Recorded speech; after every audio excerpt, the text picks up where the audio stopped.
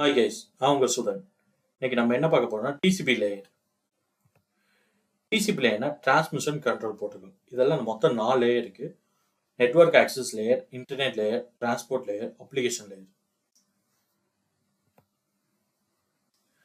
Network access லேயர்னா என்ன? So already OSI லேயர்ல physical layer, data link layer பார்த்துருந்தோம். இந்த 2 லேயர் சேர்த்ததான் இதில் டிசிபியில் நெட்வொர்க் ஆக்சஸ் லேயர்னு சொல்கிறாங்க. ஸோ பிசி, லேண்ட் கேபிள், சுவிட்ச் இதெல்லாம் சேர்த்து தான் network access layer.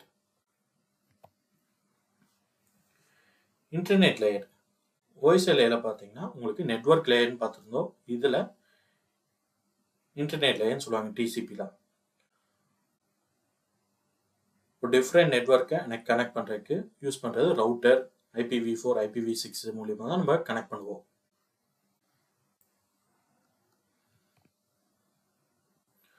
Transport layer, ஒரு டேட்டாவை ஒரு இடத்துலேருந்து இன்னொரு இடத்துக்கு நான் டிரான்ஸ்போர்ட் பண்ணணும்னா இன்டர்நெட் மூலியமாக தான் டிரான்ஸ்போர்ட் பண்ண முடியும். அது வயர்டு கனெக்ஷனா இல்லை வயர்லெஸ்ஸானு.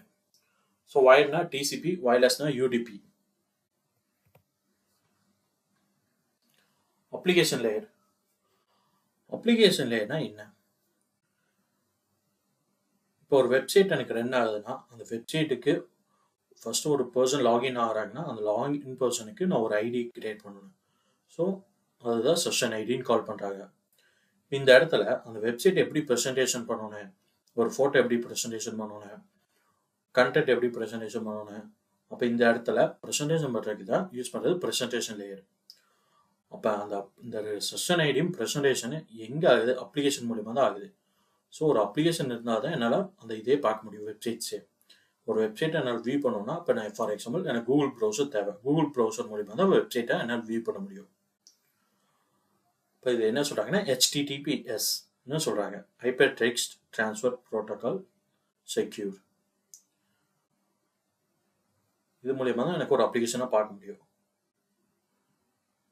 சரி, தேங்க்யூ கைஸ்.